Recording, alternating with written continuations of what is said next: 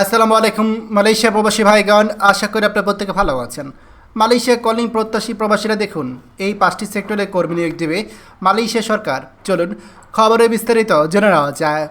মালয়েশিয়াতে calling visa চালু হলে বাংলাদেশি কর্মীরা মালয়েশিয়া যাওয়ার জন্য পাগল হয়ে যাবে, এটাই একেবারে বাস্তবতা। তবে কোন কোন সেক্টরে বাংলাদেশি কর্মীরা যাবে সেটা নিয়ে আমাদের অনেকের মনেই প্রশ্ন আছে। দেখুন, মালয়েশিয়া দীর্ঘদিন ধরে বাংলাদেশিদের জন্য কলিং বন্ধ রেখেছে, তবে খুব শীঘ্রই নতুন করে কলিং ভিসা চালু হতে পারে, যদিও এখনও আনুষ্ঠানিকভাবে চালু হয়নি। এই নিয়ে বিভিন্ন জায়গায় ভুয়া প্রতিশ্রুতি, টাকা নেওয়া, পাসপোর্ট জমা রাখার ঘটনা ঘটছে। তাই টাকা আপাতত এই মুহূর্তে কারো কাছে জমা দিয়ে প্রতারণার শিকার হবেন না। যখন মালয়েশিয়া কলিং ভিসা আনুষ্ঠানিকভাবে চালু হবে, তখন বাংলাদেশ থেকে এই নিচের সেক্টরগুলোতে কর্মী নেওয়া হবে। প্রথমত কনস্ট্রাকশন বা নির্মাণ খাত, এই সেক্টরে সবথেকে বেশি চাহিদা থাকে। ভবন নির্মাণ, তারপর সাইটের শ্রমিক, ইট বালি বহন, কারিগরি সহকারী, ফোরম্যান হিসেবে প্রচুর কর্মীর প্রয়োজন হবে। দ্বিতীয়ত রয়েছে ম্যানুফ্যাকচারিং বা ফ্যাক্টরি, এখানে মেশিন অপারেটর, প্রোডাকশন লাইন কর্মী, প্যাকেজিং, মান নিয়ন্ত্রণ ও গুদাম সহকারী পদে নিয়োগ দেওয়া হবে। মালয়েশিয়া বিভিন্ন ইলেকট্রনিক্স, টেক্সটাইল ও ফুড প্রসেসিং ফ্যাক্টরিতে বাংলাদেশিদের কাজের সুযোগ থাকবে। তৃতীয়ত হচ্ছে প্লান্টেশন, মালয়েশিয়া অর্থনীতির অন্যতম বড় অংশ পাম অয়েল ও রাবার বাগান। এখানে পাম তেল সংগ্রহ, গাছের পরিচর্যা ও বাগান রক্ষণাবেক্ষণের কাজের জন্য বাংলাদেশি শ্রমিক নেওয়া হবে। চতুর্থত এগ্রিকালচার, ফল সবজি চাষ, গ্রিন হাউসে কাজ, পশু পাখি ও বিভিন্ন ফার্মে শ্রমিক হিসাবে কাজের সুযোগ থাকবে। মালয়েশিয়া গ্রামীণ এলাকায় এইসব সেক্টরে শ্রমিকের ব্যাপক প্রয়োজন।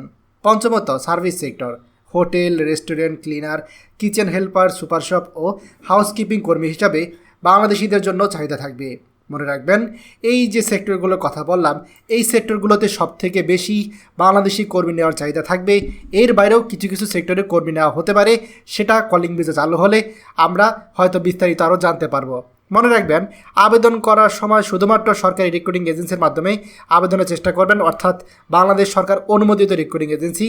ভিসা চালু হওয়ার আগে কোনো এজেন্ট বা দালালের কাছে টাকা এবং গুরুত্বপূর্ণ পাসপোর্ট জমা দেবেন না।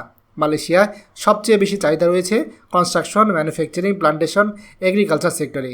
আপনার এই ভিসাটা চালু হলে সরকারিভাবে বাংলাদেশের পক্ষ থেকে বা বিএমএটির পক্ষ থেকে বা প্রবাসী কল্যাণ মন্ত্রণালয়ের পক্ষ থেকে বিস্তারিত নির্দেশনা জানানো হবে। যখনই নির্দেশনা পাবেন, আমরাও জানাই দিব, তখনই আপনারা আবেদন শুরু করবেন। মালয়েশিয়াতে কাজ করতে ইচ্ছুকদের জন্য এটা হতে পারে একটা বিশাল সুযোগ।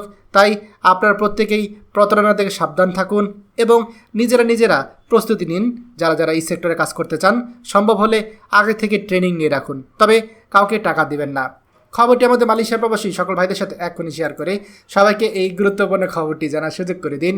আর আপনি যদি আমাদের এই চ্যানেল নতুন হয়ে থাকেন, অবশ্যই আমাদের চ্যানেলটিকে সাবস্ক্রাইব করুন, মালয়েশিয়া সকল গুরুত্বপূর্ণ খবর সবার আগে পাওয়ার জন্য। ধন্যবাদ সবাইকে। আমাদের সকল ভিডিও আপডেট সবার আগে পেতে আমাদের চ্যানেলটিকে সাবস্ক্রাইব করুন। সাবস্ক্রাইব করতে সাবস্ক্রাইব বাটনে ক্লিক করুন এবং বেল আইকনে চাপুন, যাতে আমাদের কোনো নতুন ভিডিও আপনি মিস না করুন।